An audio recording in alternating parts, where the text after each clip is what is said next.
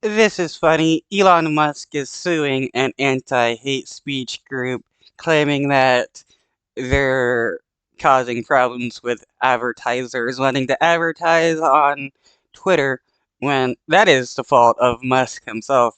And this is just hilarious. Musk gets so desperate for money. Free speech battle is brewing with X. That's the company formerly known as Twitter.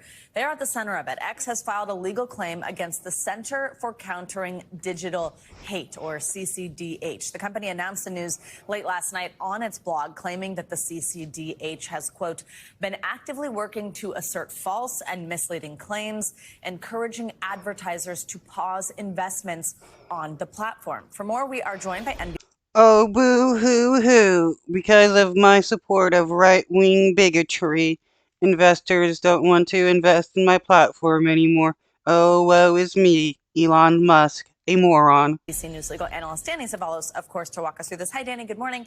So let's start here with the big picture. So does Elon Musk and his company X, formerly known as Twitter, do they have a case here? Walk us through what you see. Maybe. Ordinarily, what I would do is compare this case to other cases like it. But I really don't see a lot of other cases like this. Essentially, what X appears to be alleging is that the defendant did what's called scraped data from Twitter. Twitter being public, and I'm still calling it Twitter. Forgive me, I mean X. If it's accusing the defendants of scraping data, getting data which is already publicly available. That's the essence of X.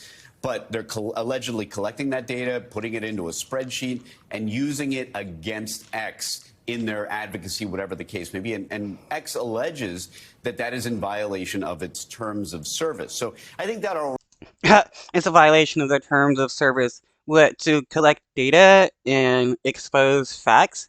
That is pretty hilarious, especially for a guy who's supposed to be all about free speech.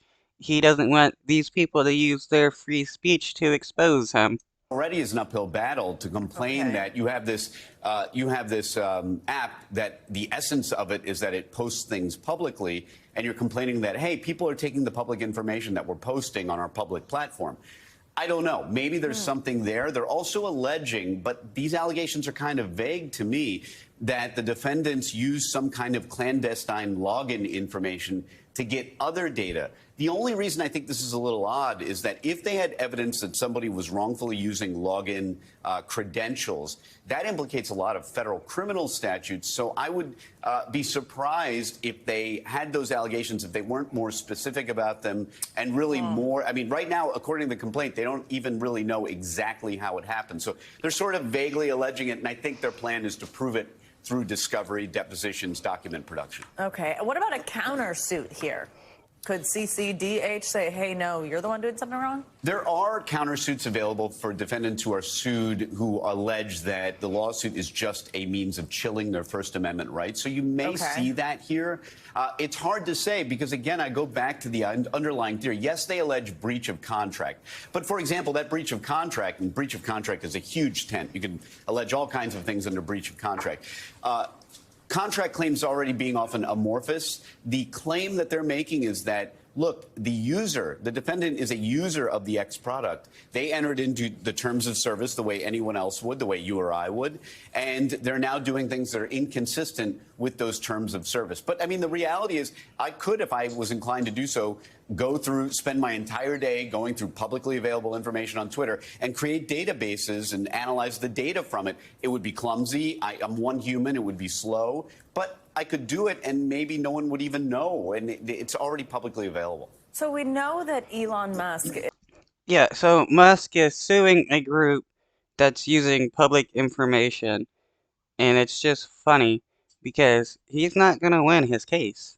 Has been very open about freedom of speech being a priority of his.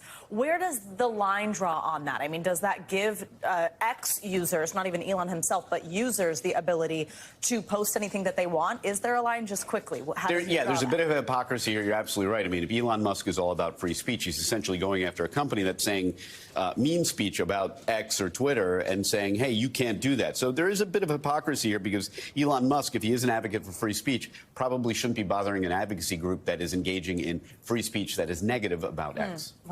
Though Musk has never been about free speech, the moment people started mocking him on Twitter, he started banning them because he's never been about free speech. That's always been a lie. All right. Danny Ceballos, we appreciate you always. Thank you so much.